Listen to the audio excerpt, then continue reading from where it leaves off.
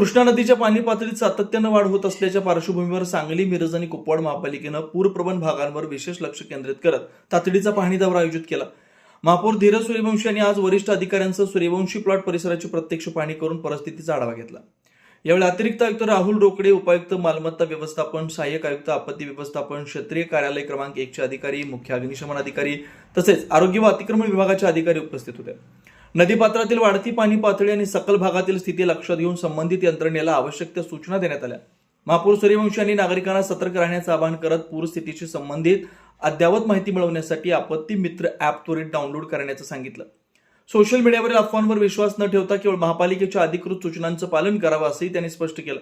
पाणी पातळी वाढल्यास प्रशासनाच्या सूचनेनुसार तात्काळ सुरक्षित स्थळी स्थलांतर करावं. महापालिकेनं आवश्यक ती निवारा केंद्र सज्ज ठेवलेत. नागरिकांनी नदीकाठ किंवा पुलांवर अनावश्यक गर्दी टाळावी. तसेच घरातील मौल्यवान वस्तू, कागदपत्र आणि आवश्यक साहित्य सुरक्षित व उंच ठिकाणी ठेवावं असं आवाहन करण्यात आलं. दरम्यान महानगरपालिकेचे आपत्ती व्यवस्थापन केंद्र 24 तास कार्यरत आहे. नागरिकांच्या मदतीसाठी हेल्पलाईन क्रमांक उपलब्ध करून देण्यात आले. कोणत्याही आपत्कालीन परिस्थितीत खालील क्रमांकावर संपर्क साधावा: 7066 040 330, 7066 040 331, 7066 040 332.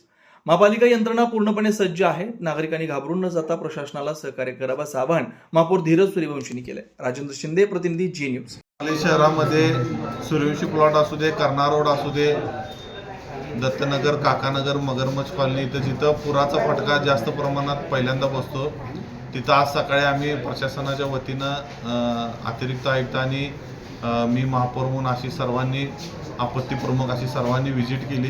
काही 2-4 घरात पाणी गेलं होतं, त्यांची राहण्याची व्यवस्था केलेली आहे.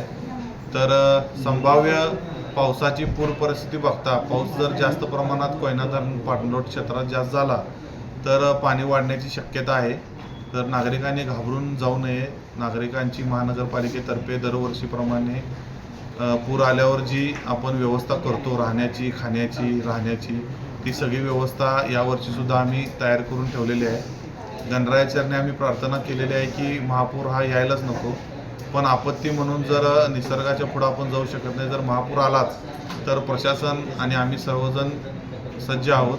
नागरिकांनी घाबरून न जाता प्रशासनाशी कोऑर्डिनेट करून व्यवस्थित सर्वांनी आपल्या आपल्या ठिकाणावर जायचं आहे. आणि महापुराच्या बाबतीत कोणत्याही अफवांवर विश्वास ठेवू नका. महापालिकेचा आपत्ती ॲप म्हणून एक आहे, त्याचं सर्वांनी डाउनलोड करून घ्यायचं आहे आणि त्यावर तुम्हाला सगळ्या डिटेल्स डाउनलोड केल्या जातील. त्यानुसार सर्व ठिकाणी माहिती पोचवली जाईल. त्या ॲपवर विश्वास ठेवावा सर्वांनी. बाहेरच्या कोणत्याही अफवांवर विश्वास ठेवू नये आणि नागरिकांनी घाबरू नये.